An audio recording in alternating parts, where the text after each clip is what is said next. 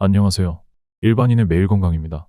오늘은 우리가 일상적으로 놓치기 쉬운 중요한 주제, 바로 식이섬유와 정신건강의 관계에 대해 이야기해 보려고 합니다. 흔히 식이섬유가 소화에 좋다는 이야기는 많이 들어보셨을 텐데요. 그런데 여러분, 식이섬유가 부족하면 스트레스나 우울감이 더 심해질 수 있다는 연구 결과가 있다는 사실 알고 계셨나요? 오늘은 왜 식이섬유가 정신건강에 영향을 미치는지, 그리고 어떻게 하면 식이섬유를 충분히 섭취할 수 있을지에 대해 깊이 알아보겠습니다. 1. 식이섬유, 정신건강에도 중요한 이유. 먼저, 식이섬유란 무엇인지 간단하게 짚어볼게요. 식이섬유는 우리 몸에서 소화되지 않는 탄수화물의 일종인데요. 주로 과일, 채소, 통곡물 등에 많이 들어있고 장내 미생물 환경을 개선하여 소화 기능을 높여주는 역할을 합니다. 그런데 이 식이섬유가 단순히 소화 기능만 개선하는 것이 아니라 우리의 정신 건강에도 중요한 역할을 한다는 연구 결과가 나왔습니다. 서울대병원 가정의학과 연구팀이 40세에서 79세의 성인 남녀 1만 명 이상을 대상으로 연구한 결과 식이섬유 섭취가 부족하면 스트레스와 우울, 불안감이 증가할 수 있다고 합니다. 특히 남성은 식이섬유가 부족할 때 스트레스를 더 많이 느끼고 여성은 우울감을 더 쉽게 겪게 된다고 해요. 왜 그럴까요? 식이섬유는 장내 염증을 줄이고 장내 미생물의 다양성을 높여 장, 뇌축과 브레인 액세스의 건강을 유지해줍니다. 장과 뇌는 매우 밀접하게 연결되어 있기 때문에 장이 건강하면 뇌도 더 건강하게 기능할 수 있다는 원리입니다. 이 연구 결과는 우리가 왜 식이섬유를 더 신경 써서 섭취해야 하는지 다시 한번 깨닫게 해주는 부분이죠. 2. 식이섬유 부족이 정신건강에 미치는 영향. 그렇다면 식이섬유가 부족하면 구체적으로 어떤 일이 벌어질까요? 연구에 따르면 식이섬유를 적게 섭취하는 사람들은 스트레스, 불안, 우울감과 같은 정신적 어려움을 더 많이 겪는다고 합니다. 특히 남성의 경우 스트레스 인식이 43% 증가하고 여성의 경우 우울감이 40%더 심해질 수 있다는 연구 결과가 있습니다. 또한 사회심리적 불편감이라는 항목에서도 식이섬유가 부족한 사람들은 남성은 46%, 여성은 53%더 높은 불편감을 경험하는 것으로 나타났습니다. 쉽게 말해, 식이섬유가 부족하면 정신적으로 더 쉽게 불편함을 느끼고 일상생활에서 스트레스에 더 취약해질 수 있다는 거죠. 3. 남성과 여성, 식이섬유 섭취의 차이. 그런데 남성과 여성은 식이섬유 섭취의 영향을 다르게 받는다는 사실도 흥미롭습니다.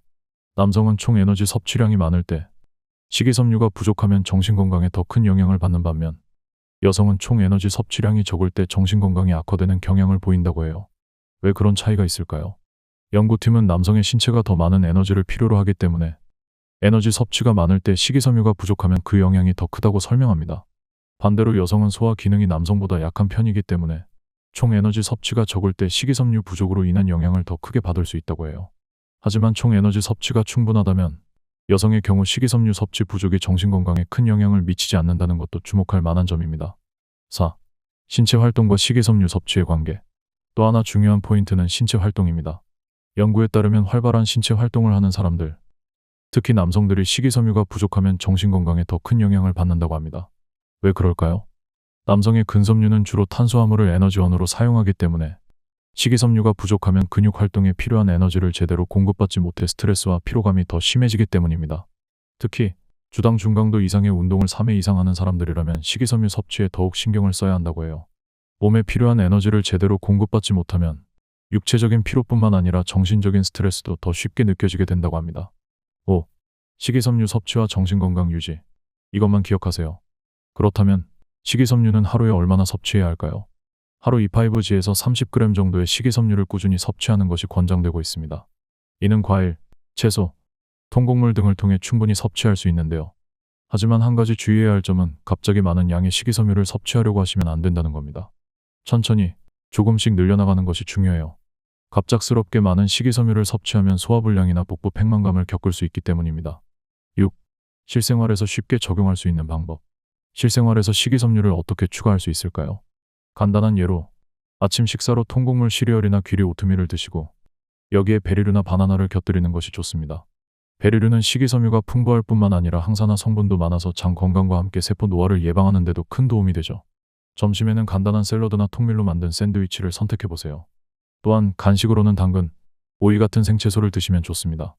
또한 외식을 하게 되는 경우에는 현미밥이나 잡곡밥을 선택하고 녹황색 채소를 많이 포함한 메뉴를 고르는 것이 좋습니다. 작은 실천이지만 꾸준히 지속하면 확실한 변화를 느끼실 수 있을 거예요. 7.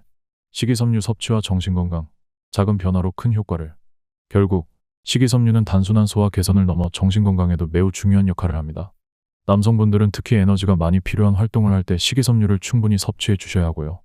여성분들 역시 하루 총 에너지 섭취량을 적절히 유지하면서 다양한 음식을 통해 식이섬유를 충분히 섭취하는 것이 중요합니다. 오늘 알려드린 내용이 여러분의 정신건강과 신체 건강을 함께 관리하는 데 큰 도움이 되셨길 바랍니다. 일반인의 매일 건강, 여러분의 건강을 언제나 응원합니다.